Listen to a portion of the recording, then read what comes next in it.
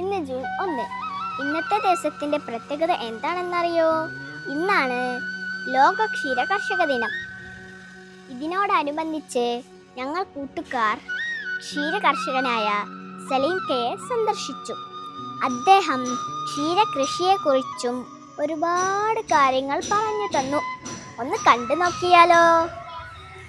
അതേമാതിരി പിന്നെ അങ്ങനെ തൊട്ടുനോക്കി പശുവിനെ ഒന്ന് തൊട്ടുനോക്കി ഒന്ന് തട്ടുന്നത് പാൽ പശു ഇറക്കാൻ വേണ്ടിയിട്ട് തീരും. കുറച്ച് കുടിച്ചുകൊണ്ടിരിക്കുമ്പോൾ തീരും.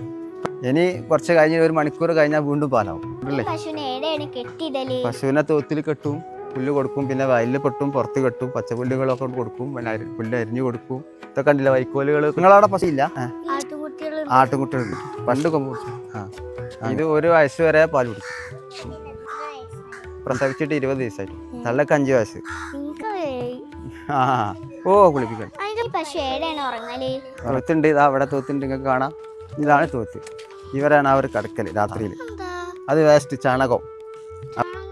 ചാണകം നമ്മൾ ഇതാ ഉണക്കാൻ ഇട്ടിക്കണ്. ഉണക്കി വളപ്പൊടിയാക്കും, കൃഷിക്കാർക്ക് കൊടുക്കും, ചെടിയിലിടാൻ ഉപയോഗിക്കും. പാല് നമ്മള് ഓരോ വീടുകളിലേക്ക് കൊടുക്കും, അവർ കുട്ടിയൊക്കെ കൊടുക്കാൻ.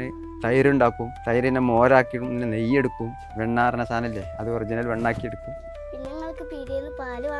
ആവശ്യമില്ല. അത് നമ്മളത് ക്ലീൻ ചെയ്യാണ്.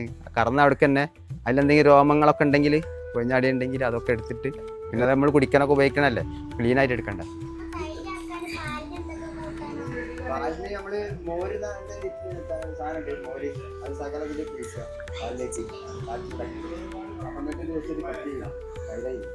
ഈ തൈര് നമ്മൾ എന്ത് ചെയ്യുക, ഈ മന്ദം പോലെ ഉപയോഗിച്ചിട്ട്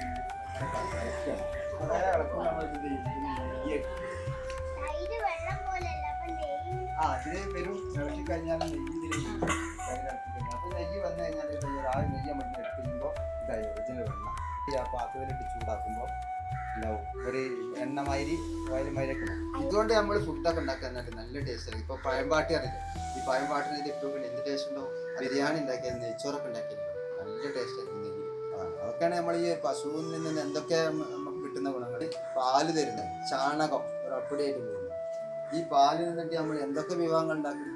പാല് ചൂടാക്കുന്നു, അതിൽ നിന്ന് മോരൊഴിച്ച് തൈരാക്കുന്നു, തൈരാക്കിയിട്ട് അതിൽ നിന്ന് നമ്മൾ കടഞ്ഞെടുത്തിട്ട് നെയ്യാക്കും. നിങ്ങൾ നല്ല നാടൻ പാല് വീട്ടിൽ കൊണ്ടായിട്ട് കുറച്ച് മോരൊഴിച്ചിട്ട് വെച്ചിട്ട് എന്തുമാതിരി ടേസ്റ്റ് തൈരൂട്ടാം. ഞങ്ങൾക്ക് പശുവിനെ കുറിച്ചും പാൽ ഉൽപ്പന്നങ്ങളെ കുറിച്ചും ഒരുപാട് അറിവുകൾ പറഞ്ഞു തന്ന സലീം കാക്ക് ഞങ്ങൾ നന്ദി പറയുന്നു.